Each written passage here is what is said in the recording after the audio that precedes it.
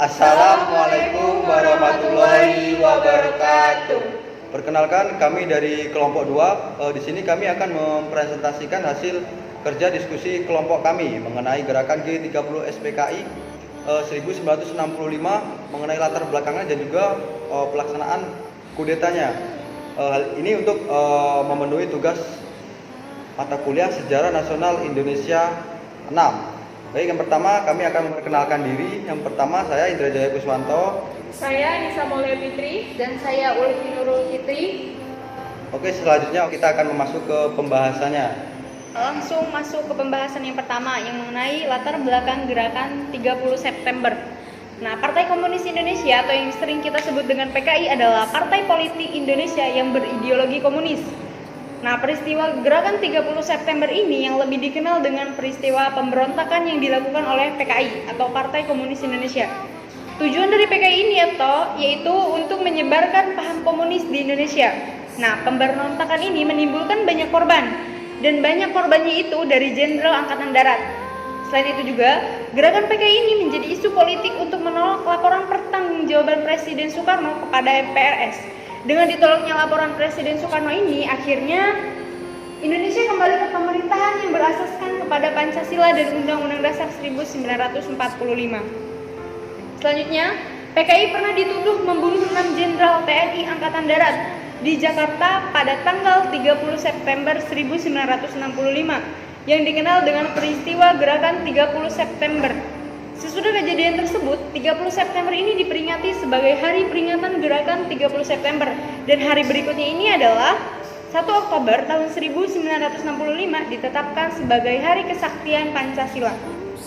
Nah, selanjutnya, sebab-sebab dari G30 SPKI ini, yang pertama itu melakukan gerakan gerilya di pedesaan dan melakukan propaganda-propaganda yang menyesatkan. Yang selanjutnya melakukan gerakan revolusioner oleh kaum buruh di perkotaan. Terus membentukkan pekerja intensif di kalangan ABRI. Selanjutnya menyusup ke berbagai organisasi lain untuk mentransparansikan organisasi PKI. Terus selanjutnya juga selain itu PKI juga mendekati Presiden Soekarno. Nah, selain itu Indonesia juga melakukan hubungan politik luar negeri yang lebih condong kepada Blok Timur. Nah, pada masa demokrasi terpimpin, Indonesia menganut politik nepo, sehingga PKI dapat memperoleh dukungan dari Cina dan Uni Soviet. Nah, selain itu juga, paham komunis juga sebab-sebabnya yaitu konsep dari Nasakom. Nasakom ini adalah nasionalis, agama, dan komunis. Jadi nasionalis, agama, dan komunis ini disatukan. Dengan konsep ini, PKI dapat memperkuat kedudukannya di Indonesia, sehingga PKI memiliki kekuatan yang sangat besar untuk mengadakan aksi kudetanya. Selanjutnya, pelaksanaan gerakan 30 September oleh PKI. Nah, pelaksanaan G30 SPKI ini pada tahun 1965 pada 1 Oktober tahun 1965 dini hari. 6 jenderal senior dan beberapa orang lainnya ini dibunuh dalam upaya kudeta yang disalahkan kepada para pengawal istana Cakrawirawa yang dianggap loyal kepada PKI dan pada saat itu dipimpin oleh Letkol Untung. Panglima Komando Strategi Angkatan Darat saat itu yaitu Maijen Soeharto kemudian mengadakan penumpasan terhadap gerakan tersebut. Dan ternyata bahwasannya Adit ini yaitu dia tahu jenis sakit dari Soekarno tersebut yang membuktikan bahwasannya hal tersebut sengaja dihembuskan PKI untuk memicu ketidakpastian di masyarakat. Oke, baiklah. Berikut ini ada 7 tokoh pahlawan revolusi korban kekejaman G30 SPKI pada tahun 1965. Yang pertama adalah Panglima Angkatan Darat Letjen TNI Ahmad Yani. Yang kedua adalah Maijen TNI R. Suprapto. Yang ketiga adalah Maijen TNI MT Haryono. Yang keempat adalah Maijen TNI S. Parman. Yang kelima adalah Brigjen TNI DI Panjaitan.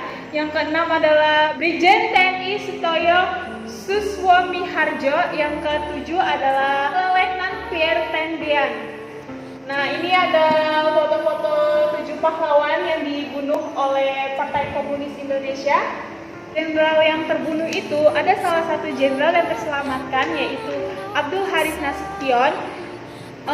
Yang salah satu target berhasil meloloskan diri, tetapi pada saat itu putri kandungnya yaitu Ade Irma Nasution dan ajudannya Kapten Pertendean meninggal dunia.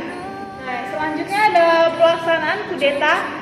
Ada tahapan pertama pada tanggal 1 Oktober 1965 yang dimana terjadinya suatu aksi penculikan dan pembunuhan beberapa jenderal TNI Angkatan Darat oleh kelompok G30 SPKI yang dipimpin oleh Letnan Untung dengan pasukan Angkatan Darat atau berseragam Cakrabilawa atau pasukan pengawal presiden. Oke, selanjutnya ada yang tahapan yang kedua pada tanggal 12 Maret 1966 Lejen Soeharto sebagai pengembang Super Semat atau Surat Perintah 11 Maret yang membubarkan PKI. Selanjutnya tahapan yang ketiga pada tanggal 18 Maret 1966 Lejen Soeharto memerintahkan penangkapan 16 menteri kabinet Dwi Korah yang merupakan kelanjutan aksi mendemisionerkan kabinet.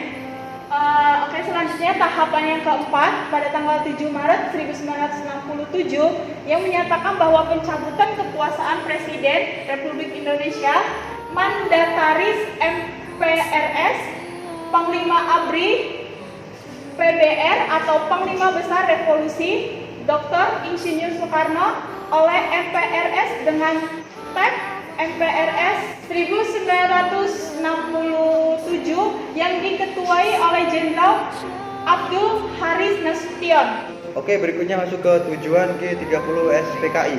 Jadi bahwa G30 SPKI ini adalah perbuatan PKI dalam rangka usahanya untuk merebut kekuasaan di negara Republik Indonesia dengan memperalat oknum ABRI atau Angkatan Bersenjata Republik Indonesia. Jadi, sebagai kekuatan fisiknya dan tidak pernah terlepas dari tujuan PKI untuk membentuk pemerintah komunis gitu. Jadi bahwa tujuan tetap komunis di negara non komunis adalah merebut kekuasaan negara dan mengkomuniskannya gitu. Dan usaha tersebut ini dilakukan dalam jangka panjang dari generasi ke generasi secara berlanjut. Nah, selanjutnya bahwa kegiatan yang dilakukan tidak pernah terlepas dari rangkaian kegiatan komunisme internasional. Nah, berikut ke dampak pasca peristiwa G30 SPKI. Jadi dampak sosial politik dari G30 SPKI yang pertama ada secara politik telah lahir peta kekuatan politik baru, yaitu Tentara Angkatan Darat atau Tentara AD. Sampai bulan Desember 1965 PKI ini telah hancur sebagai kekuatan politik di Indonesia. Dan yang ketiga, kekuasaan dan pamor politik Presiden Soekarno ini memudar gitu. Dan secara sosial telah terjadi penangkapan dan pembunuhan terhadap orang-orang PKI atau dianggap PKI yang tidak semuanya melalui proses pengadilan dengan jumlah yang relatif banyak. Oke, berikut adalah monumen peringatan Hari Kesaktian Pancasila yang diperingati setiap 1 Oktober, dan berikut adalah patung 7 pahlawan revolusi yang terbunuh pada gerakan tersebut. Sekian presentasi dari kelompok kami. Kurang lebihnya kami mohon maaf. Kami akhiri. Wassalamualaikum warahmatullahi wabarakatuh.